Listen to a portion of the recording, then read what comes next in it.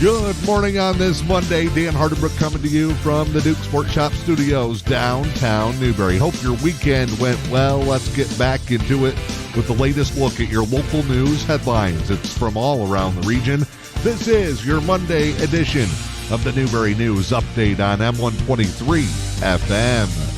In your local news this morning, 4 were injured in a multi-vehicle accident that took place in Alger County yesterday morning. The Michigan State Police reporting that a 26-year-old Munising woman was driving northbound on US 41 just north of the M67 intersection, which crossed the center line and struck a southbound vehicle. The 26-year-old Munising woman was airlifted to the UP Health Systems in Marquette.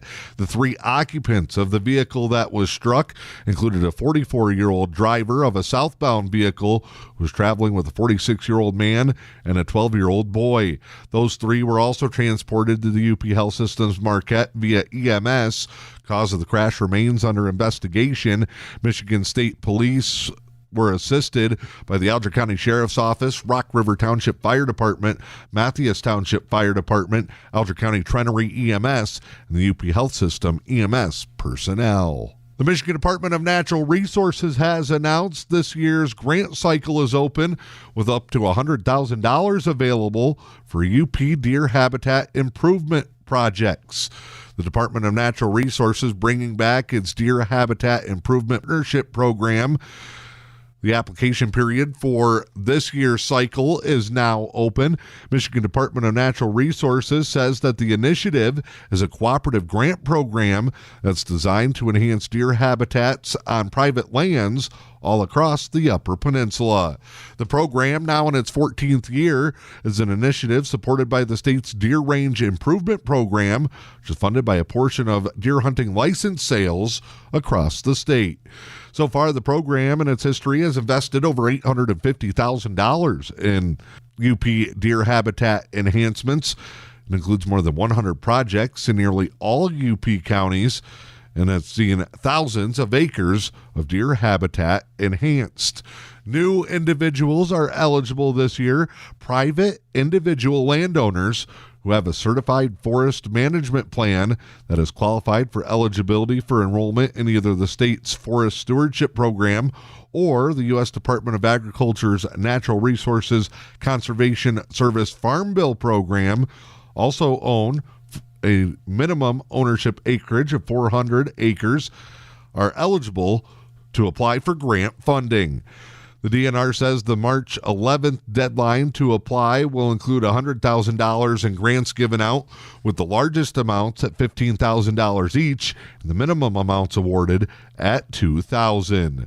Project applications can be postmarked by Friday, March 11th, and successful applicants will be notified in a 2-week time frame. The complete grant application package and more information is available on the DNR website at michigan.gov/DNR grants. You can also contact Bill Scullon with the DNR at 906-250-6781 or email scullonh@michigan.gov. Helen Newberry Joy Hospital and Healthcare Center has announced that they are giving out free at-home COVID-19 test kits to the Gibson Family Health Clinic. You can now pick up your at-home COVID-19 tests at the Gibson Family Health Clinic. You're asked to wear a mask when you enter the facility. The free at-home QuickView COVID-19 test can help those detect COVID-19 in their households without having to leave, possibly expose other people. If you test positive, you can then call the COVID-19 hotline at 888-535-6136, or if you're feeling ill, you can call your primary care provider for treatment recommendations. The QuickView at-home OTC COVID-19 test has instructions on the box as well as inside. For more information or questions on the testing kits, you can go to quickviewathome.com. That's quickviewue@home.com. Grand Marais is looking for volunteers for the upcoming UP 200 race weekend. It's one of the biggest winter weekends in Grand Marais. This year's UP 200 stop in Grand Marais will be Saturday, February 19th. Currently, they're looking for volunteers to man road crossings during the night shift.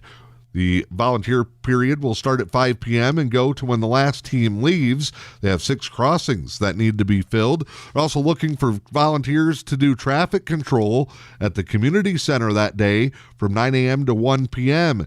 They need at least 2 people, one at each end of the parking lot, that will stop snowmobile traffic as teams arrive and as vehicles enter the lot. That's a great place to see the first teams arrive in Grand Marais. If you can help, call or text Nikki Darrow. Number is 906-202-0035, or you can email gmup200 at gmail.com. Grand Marais will also host a fundraising raffle at the UP 200 checkpoint this year. They're accepting donations to help raise money. If you have items you would like to donate, you can contact Olivia Zeck at Burt Township Schools. The number 906-494-2521. Engadine Consolidated Schools has announced they'll be hosting a special snowball dance for junior high and high school students. The snowball dance will be Saturday, January 29th at the Garfield Township Hall. Pictures will start at 7 p.m. and the dance will start at 8 p.m. 7th and 8th grade junior high students are welcome until 11 p.m. and then from 11 until midnight, the dance will continue only for 9th through 12th high school students. Ticket prices are $12 per student or $20 per couple for junior high, and high school students will be charged $15 per person or $25 per couple. There'll be a photographer on site, and order forms are now available in the office. All guests hoping to attend must be approved through the school office, especially if they do not attend school at Engadine. You can contact the superintendent, Andrew Alvesteffer, at 906-477-6313 to get your out-of-school student on the guest list. That is your latest local news from around the region. It is your Newberry News Update here on M123 FM. Time now to check in with sports this morning. One of the great NFL playoff weekends is now in the books. All 4 NFL divisional round playoff matchups were either decided on last-second field goals or in overtime. How about the game of the weekend? Maybe the game of the season in the NFL and an early candidate for game of the year. The Kansas City Chiefs hosted the Buffalo Bills with a spot in the AFC title game on the line. The two teams went back and forth all day long, but the final 2 minutes, absolutely crazy. 4 lead changes in the final 2 minutes, 25 total points in the final minute, 54 of regulation, 7 combined touchdowns, and in the end, the Chiefs survived to host their 4th straight AFC championship game. Patrick Mahomes drove the length of the field in 13 seconds to set the Chiefs up for a game-tying field goal at the end of regulation, then went one and done in the overtime period, not giving Buffalo a chance to get the ball back. Mahomes found Travis Kelce in the end zone for the game-winning touchdown as Kansas City pulls out the victory over the Buffalo Bills. Mahomes and Bills quarterback Josh Allen both threw for over 300 yards in an epic duel between two of the best young quarterbacks in the NFL. Chiefs fans ecstatic, especially our very own Steve and Carol Stifler, survived yelling at their TV, which is still in one piece, and the office a much happier place this morning as the Chiefs advance over the Bills to the AFC Championship game. The earlier Sunday game saw Tom Brady on the other end of some late game magic. Brady, considered by many to be the best big game quarterback in NFL history, ran into a former Detroit Lions star, picked up the biggest win of his career. Brady and the Bucs, the defending champions, knocked out of the playoffs by Matt Stafford and the LA Rams 30-27. Rams win it on a last-second field goal. Stafford, 366 yards, 2 touchdowns. Found Cooper Kupp 9 times for 183 yards and a TD. They set up the game winner at the end of regulation on a deep pass. Stafford, who spent his entire career before the season as a quarterback for the Detroit Lions, never won a playoff game before today's contest. Now Stafford and the Rams 1 game away from a Super Bowl appearance. Those 2 games on Sunday were just as good as the games on Saturday, unless you're a Green Bay Packers fan. The Packers season comes to an end Saturday night at home inside Lambeau Field as they get beat by the San Francisco 49ers 13-10. Aaron Rodgers, and possibly his final game with the Pack, threw for 225 yards, no touchdowns, no picks in the contest. Green Bay scored a touchdown in the game's opening drive, got just 3 points the entire rest of the way. The 49ers had negative yards on offense until midway through the second quarter, but got 10 points late, including a game-winning field goal from Robbie Gould as time expired. Cincinnati Bengals back in an AFC title game for the first time since 1988. It wasn't even alive. Bengals beat the top-seeded Titans in the AFC divisional round 19-16. Joe Burrow with 348 yards through the air. Ryan Tannehill threw 3 picks for Tennessee in the contest.